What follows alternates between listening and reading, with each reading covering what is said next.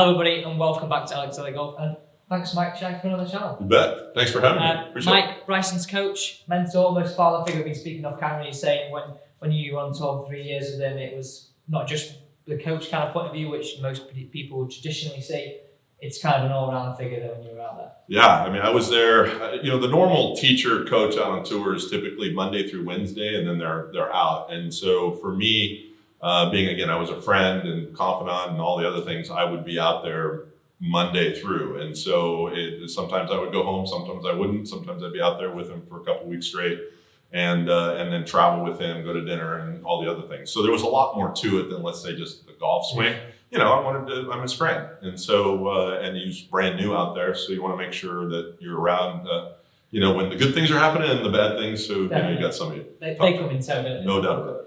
So you spent a lot of time around him in terms of swing mechanics. Could you just give us an insight on what you think were his main points in terms of what he works on and what you worked on with him?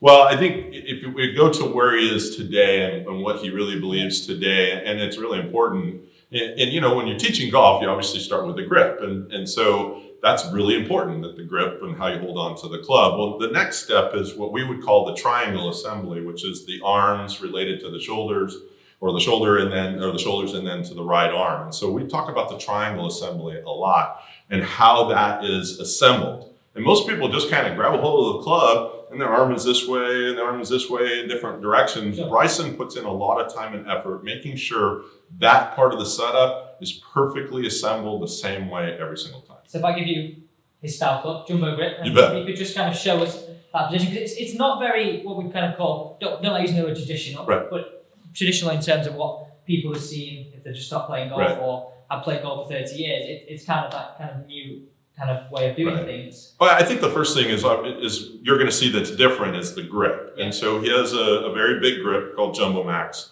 One of the things that Bryson wanted to do is he always felt he could have more face control if he could hold on to the club in more of his lifeline.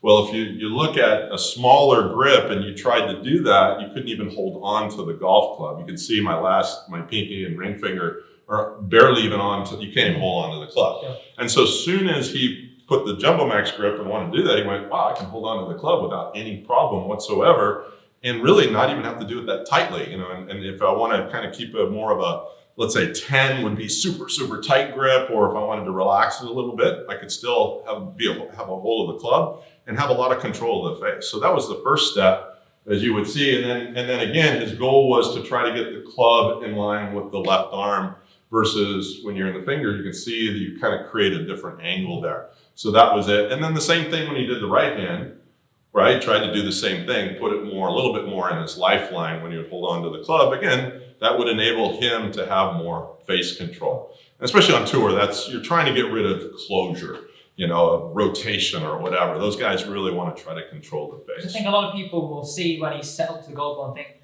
well, he doesn't look relaxed, he doesn't look like he would be able to move properly. Right. Whereas actually, you said before, that's his way of being relaxed, right, over the golf. Yeah, I think for Bryson, a lot of people would say he looks tense or mechanical or rigid. And for him, that's when he's most relaxed. And so if he's very, what he would call stable, or that tension, to him, that's control. Control means no stress. When you don't have control, and especially let's say for Bryson, that's stress. And so that rigidity that you see where he looks like he's locked up, for him, that means, man, I'm in control and I can hit anything I want to hit.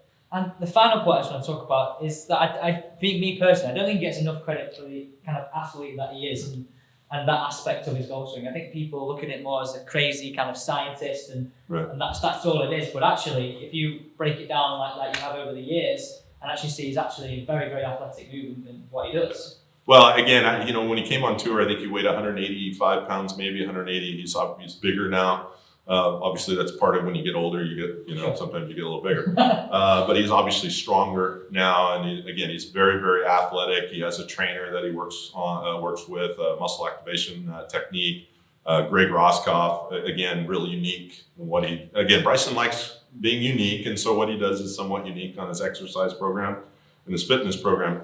And so, he's extremely athletic. everything about him, and I think even all tour players, they want to control what they're doing out there under extreme tension, and pressure. And so he found his way that enabled him to hit controlled shots under extreme pressure.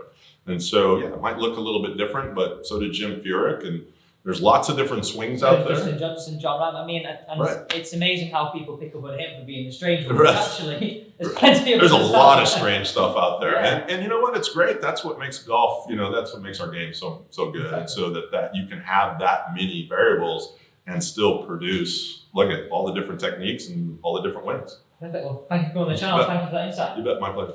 Thank you for watching today's video on Alex Elliott Golf. Don't forget to subscribe.